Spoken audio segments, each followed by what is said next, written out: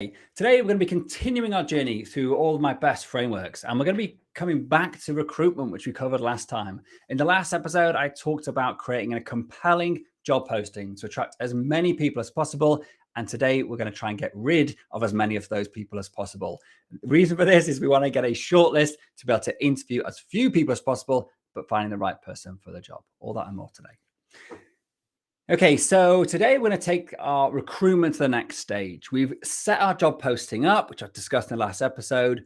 We've attracted as many people as possible to click on the link to go to the application form and answer the yes, no numeric questions on that form. The next job is to go through and actually analyze all the people that have applied.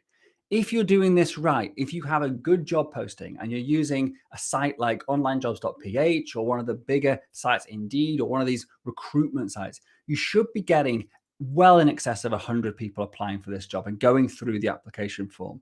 We've had up to 2,000 people a few years ago, but now we typically range between 150 and 300 for any one job.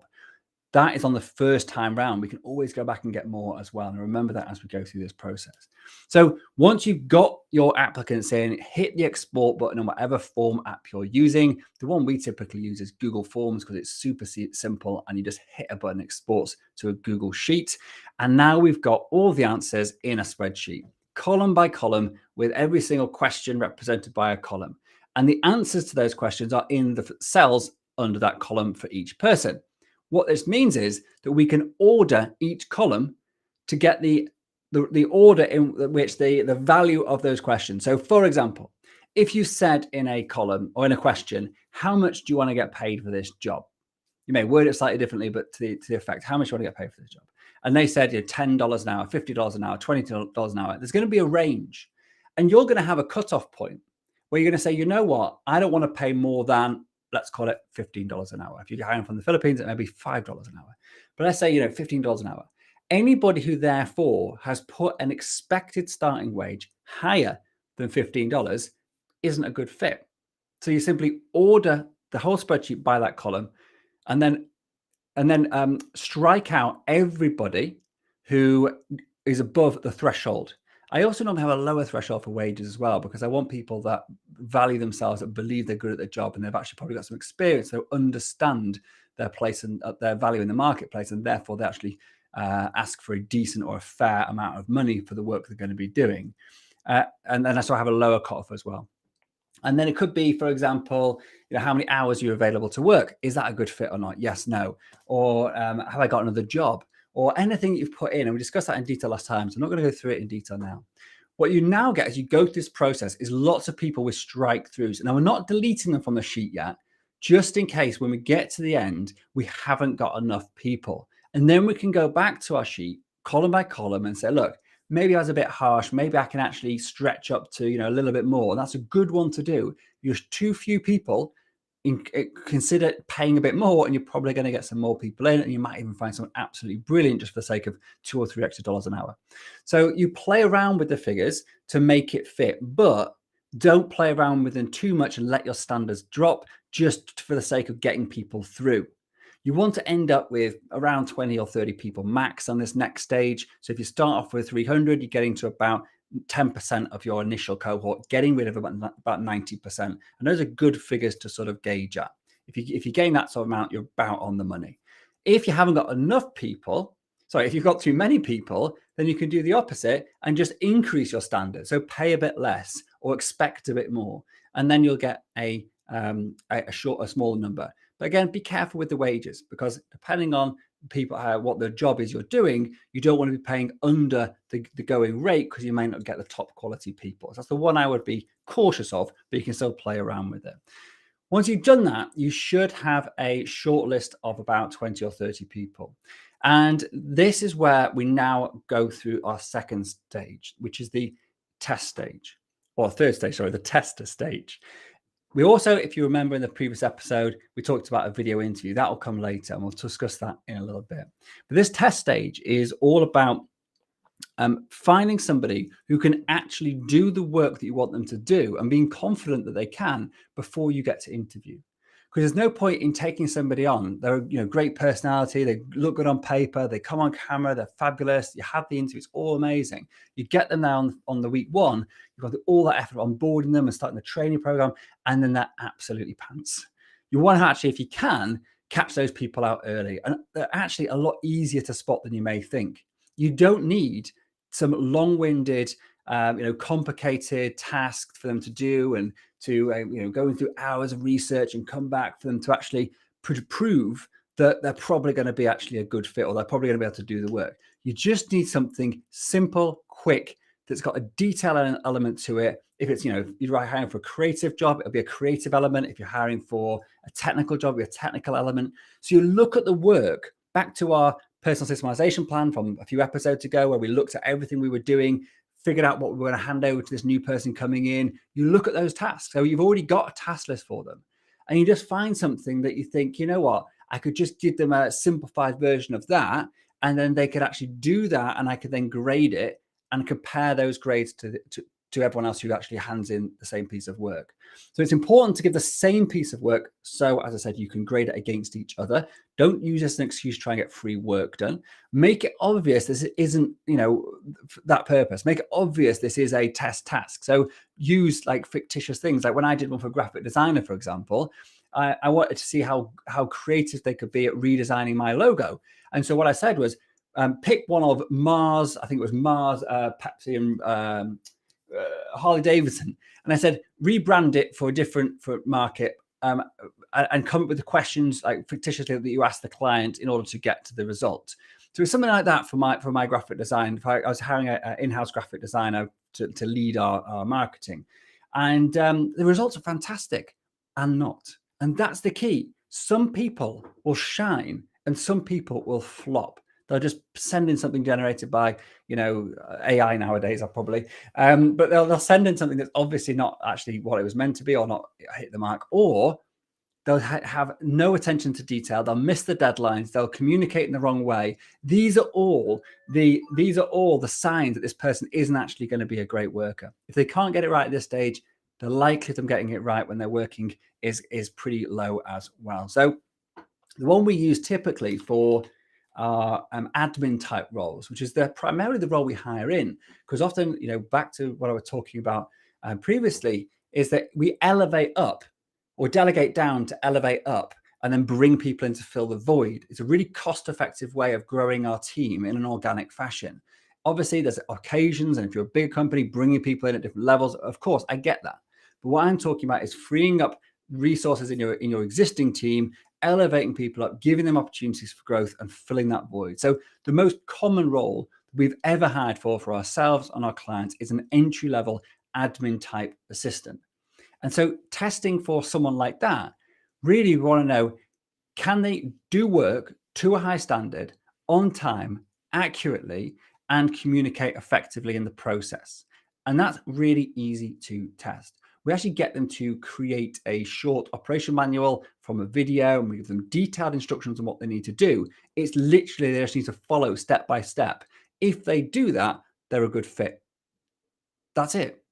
We then grade their answers, and we actually have a grading sheet for this particular test. And as you build out these different processes, hiring process for different roles, you create different tasks for different types of people with a grading system, so anybody can do it for you. And then we grade them all and then literally just say which ones pass and which ones fail. It's totally objective, and it allows us to compare like with something that from the outside looking in would be actually quite difficult to do. So we're grading people's work. We're grading also, as I said, their communication, their ability to follow instructions, their attention to detail, all those important things that you really want in somebody. You can teach people skills. And if you're into systemization like I am, you're basically going to get someone to come into a systemized business. They don't actually have to think for the first few months while they're actually working until they get their feet and whatever, because they just follow instructions anyway. So that is the most important thing that important skill they could possibly have, alongside the fact they're a good values match. And we'll come to the values in a second.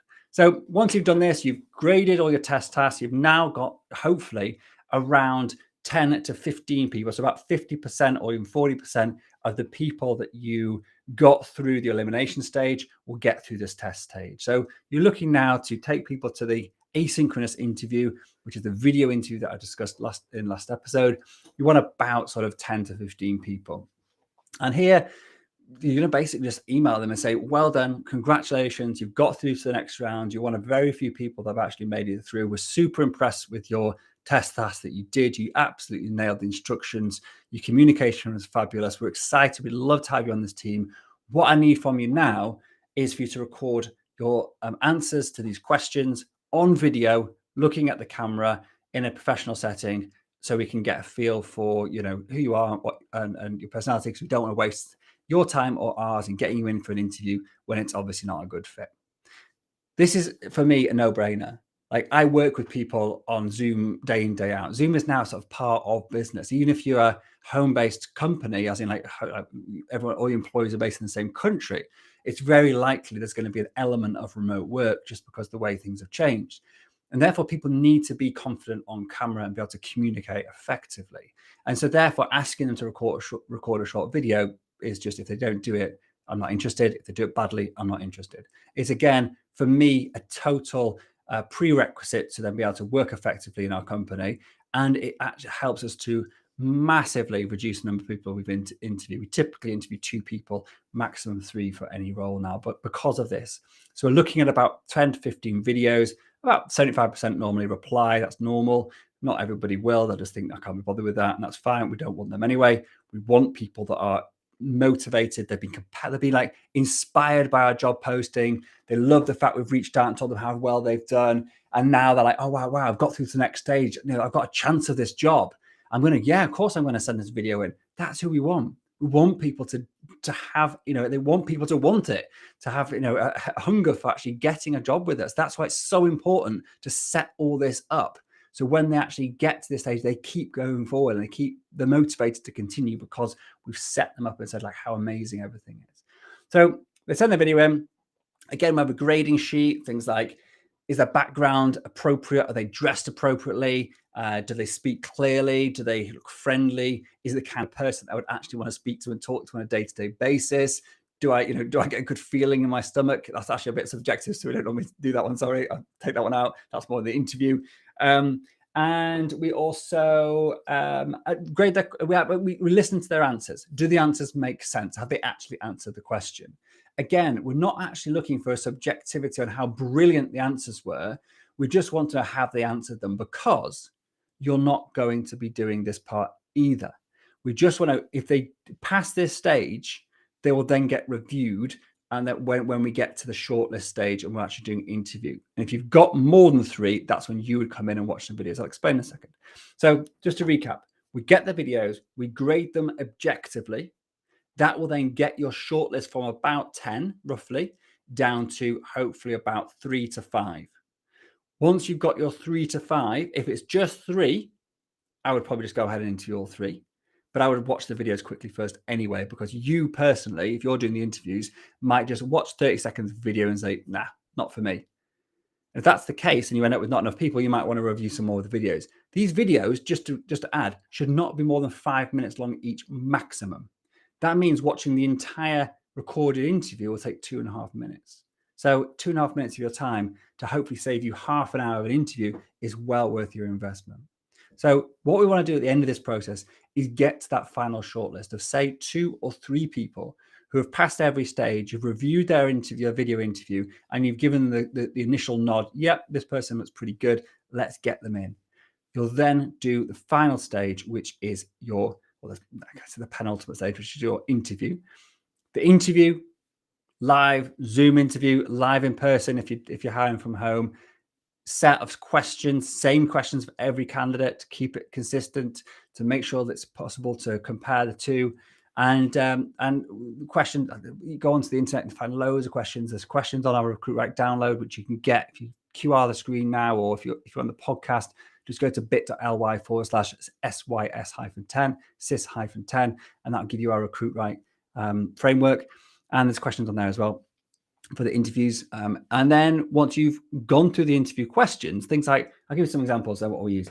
So for example, one I got from Rob Moore, actually, which I thought was brilliant, was what makes you the, I can't remember now, the culture, I'll get my words out in a minute. Sorry about this. What are the characteristics of one of the best bosses you've ever had? And what are the characteristics of one of the worst bosses you've ever had? Or, for example, what would make you stay in a company for 10 years? Or what position do you see yourself being in the company in 3 years? Questions around management, if that's relevant. Now, do you have any desire to be a manager? And if so, can you give examples in the past where you've done that? So there's loads of questions out there. Go and find them on internet. You can download a course as well.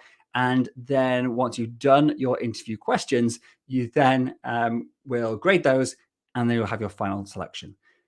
At this stage, you need to look at the CV. You need to make sure that nothing they've said throughout the process contradicts what they said in their CV to raise any red flags. If it doesn't, great, they're in. Check your references and then go through your onboarding process and the legal side and all the rest of it. But that means you've now found somebody from a list of 200-300. Your involvement was just the interview at most. And actually your team's involvement, once you've done this once and set it up, is only 2 or 3 hours maximum per recruitment round. This makes it super easy to replace underperforming staff, to find brilliant people, and to basically feel confident that you've got what a system in place to grow your company as and when you need to, without being held hostage by recruitment agencies and without worrying about it taking forever and then you find the wrong person at being a bad fit. Because once they've been through this process, they've proven to you that they are hungry, that they want this. They've proven to you that they can do the work. They've got good spoken and written English. They present themselves well on camera. They've got the minimum standards that you need for this role. So many boxes have been ticked that when you get to that stage, when you're actually bringing them in for their probationary period and going through their training, you'd be surprised if they didn't actually succeed. I'm not saying it never happens, but sometimes people get through and they arrive and actually like, whoa, they're just not got a good work ethic and it's not been picked up along the way. That'll happen. And you've got to just accept that. And if that does happen, cut your losses quickly, get out and get back in the game with the recruitment again. Don't stick with somebody that is underperforming, that isn't like eager and keen and on it. Like, don't accept second best when you bring somebody in. This is your company and it's important you have A players. A players attract A players. So you don't want to have a B player in the team because it'll bring the team down and demotivate your top performers and they'll end up leaving.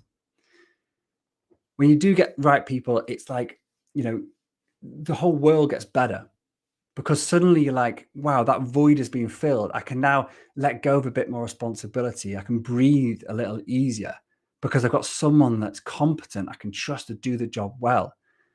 The difference between that and bringing somebody in who you don't get that feeling is that actually person drains you and takes time away from you doing what you should be doing because you end up having to micromanage, you end up having to coach them more, you end up having to hold their hand and give them support and give them feedback, like far too much. So cut your losses quickly and early.